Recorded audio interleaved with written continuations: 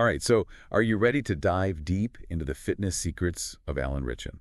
Oh, absolutely. I'm really curious about this one, especially after seeing him in Reacher. Me too. I mean, the guy is absolutely jacked. Yeah, he's like a walking anatomy chart. And we're breaking down his interview on the Thomas DeLauer YouTube channel to try and figure out just how he builds and maintains that insane physique. And from what I've heard, it's not exactly what you'd expect. Yeah, I mean, when you hear about his past eating habits, you'd think he'd look a lot different. Right.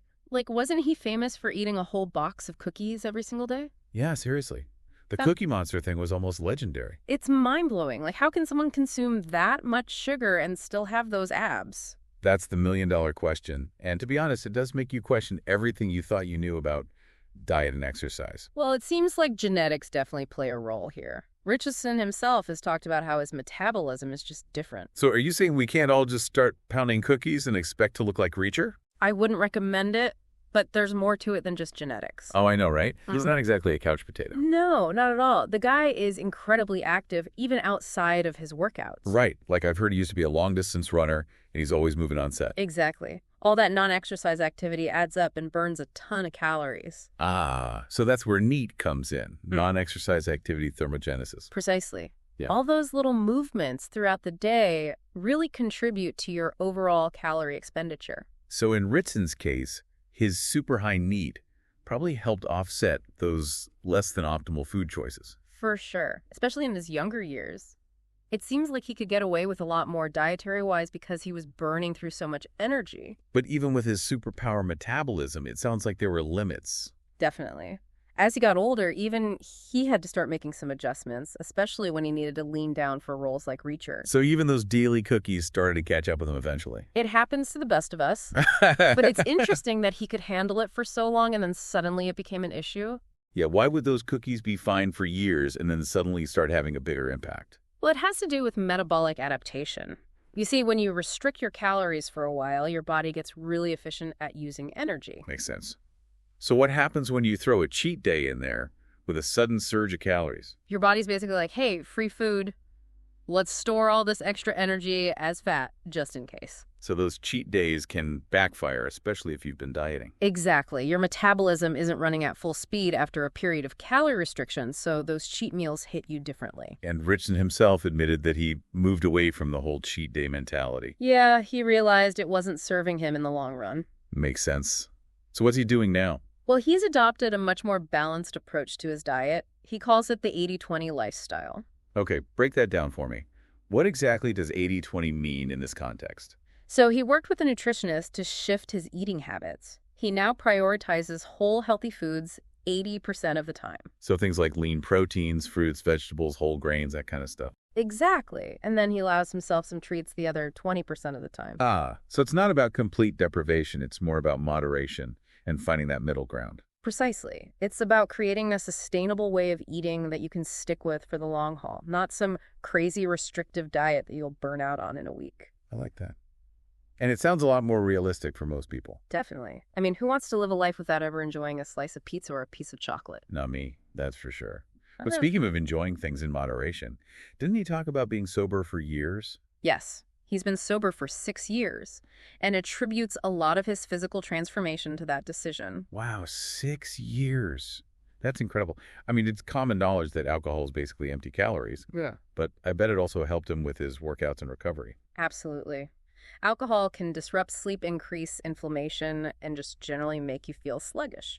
So by cutting it out, he was setting himself up for success in all areas of his fitness journey. So it's not just about what you eat, but also about the lifestyle choices you make. It's all connected. And it seems like Ritchson has really figured out how to optimize his lifestyle for maximum results. And that's something we can all learn from, regardless of our fitness goals. Absolutely. It's about finding what works for you and making sustainable choices that support your overall health and well-being. Well said.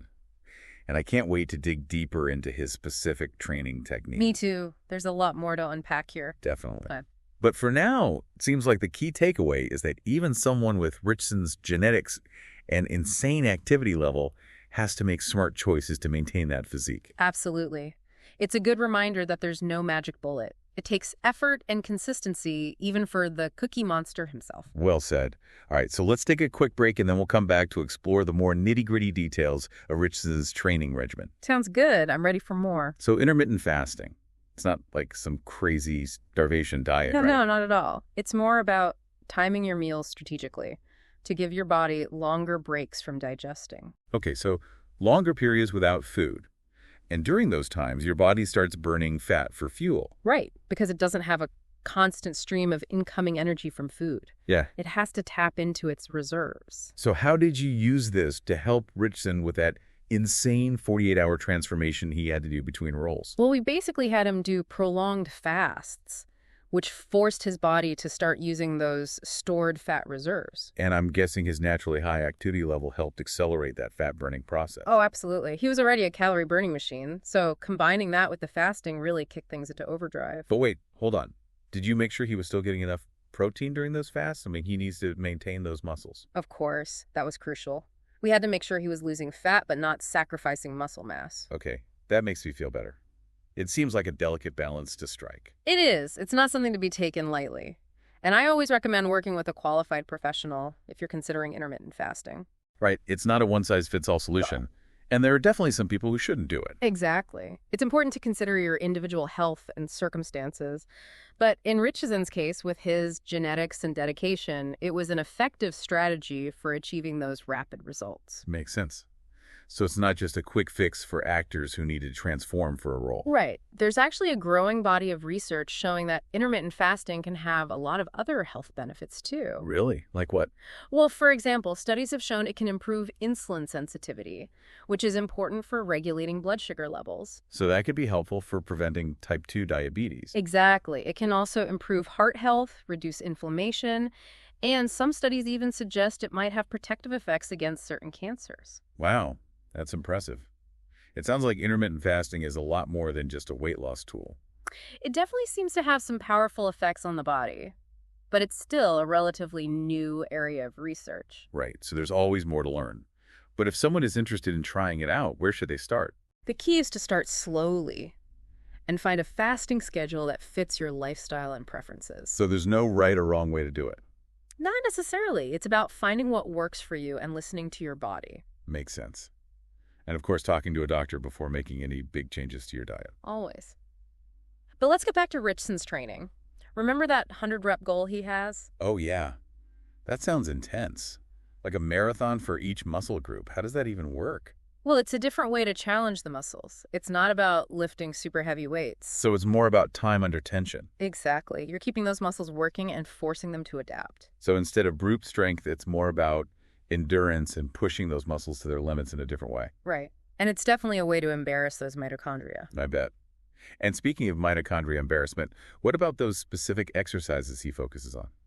Well, he's all about full body movements and compound exercises. Like squats, deadlifts, pull-ups, that sort of thing. Exactly. He's working multiple muscle groups at the same time, which is more efficient. And I'm guessing that translates better to his physically demanding roles. Definitely. He needs functional strength and mobility, not just big biceps. True. And I bet the core strength is crucial for all the stunts he does. Speaking of core strength, Ritchson takes his warm-ups seriously. He aims for around 250 reps of various core exercises before even lifting a weight. 250 reps. They say. I'm starting to feel bad about my own 5-minute warm-up. Well, it just goes to show how crucial core strength is for someone like him. It's the foundation for everything. And after those core exercises, he moves on to cardio. He's a fan of that brutal woodway treadmill, right? The one that simulates running uphill. That's the one. It's tough, but incredibly effective. And he also likes stair climbers for a good cardio workout that's easier on the joints. So he's not afraid of a challenge, but he's also smart about choosing exercises that won't lead to injuries. Exactly. Which brings us to another key element of his philosophy, listening to your body. Oh, so he's not one of those no pay, no gain guys. Not at all. He knows that pushing too hard can backfire. He's learned to find that sweet spot where he's challenging himself, but not overdoing it. It's about finding that balance between intensity and sustainability. You got it. And that's something we can all apply to our own fitness journeys. Absolutely. It's not about short-term gains. It's about building a routine you can maintain for the long haul. And that brings us to something we haven't really talked about yet, the mental aspect of fitness. Oh, interesting. You mean how he stays motivated and avoids burnout? Exactly, because that can be a huge challenge for a lot of people. It is for me, for sure. Yeah. So how does Richardson deal with it?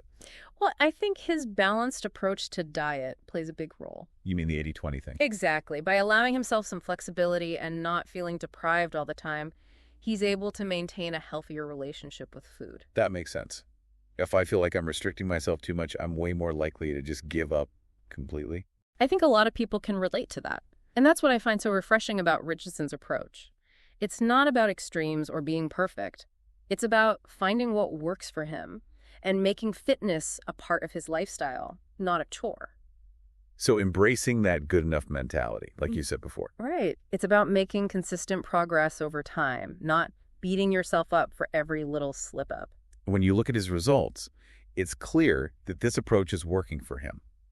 He's built an incredible physique, and he seems to genuinely enjoy the process. And that's inspiring to see, because it shows that you don't have to be miserable to be fit. Right. It's about finding a way to make fitness sustainable both physically and mentally. Exactly. And I think that's a powerful message for anyone who's struggling with their own fitness journey.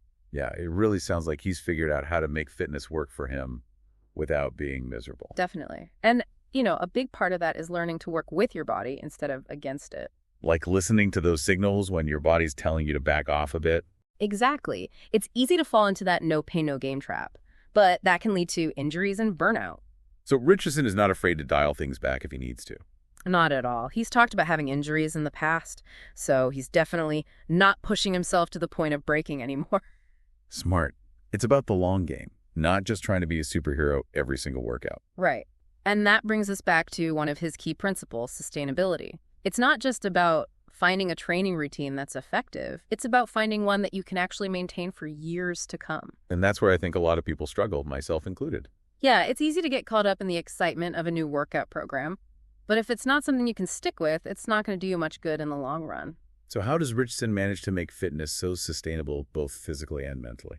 Well, we've already touched on some of the key elements, like his balanced approach to diet and his focus on listening to his body. Yeah, the 80-20 thing and not pushing to the point of injury, those seem crucial. Absolutely. And I think his mindset plays a big role, too. Oh, you mean how he approaches fitness mentally? Exactly. He seems to have found a way to make it enjoyable. Not just something he has to do, but something he wants to do. And that's huge. Yeah. Because if you dread your workouts, you're not going to stick with them. No way. And I think his decision to move away from that cheat day mentality is a big part of that. So he's not setting himself up for these huge swings in his diet and then feeling guilty about it afterward. It's more about finding a way to enjoy all foods in moderation without feeling restricted or deprived. Which ties back to that whole good enough mentality we talked about earlier. It's not about being perfect all the time. Exactly. It's about making progress and finding what works for you. And it seems like that's exactly what Richardson has done. He has. And it's inspiring to see, because it shows that you can achieve amazing results without having to live a life of extremes. Right. It's about finding that balance. And I think that's a message that a lot of people need to hear. Me too. Especially in today's fitness culture where everything seems to be about going harder and pushing further. It's refreshing to see someone like Richardson, who's clearly at the top of his game, advocating for a more sustainable approach. Absolutely. It's a reminder that fitness should enhance your life, not consume it. Well said. And I think that's a perfect note to end on. I agree. It's been fascinating unpacking all of this with you. Likewise. Thanks for joining us for this deep dive into the fitness secrets of Alan Ritchson. We've learned a lot about his training, his diet, his mindset, and his overall approach to living a healthy and fulfilling life. And hopefully we've inspired some of you to find your own path to fitness, a path that's sustainable, enjoyable, and most importantly, works for you. Absolutely. Remember, there's no one-size-fits-all approach to fitness. It's all about finding what makes you feel good, both physically and mentally. And who knows, maybe a little mitochondrial embarrassment along the way won't hurt either. Thanks for listening, everyone, and we'll catch you next time.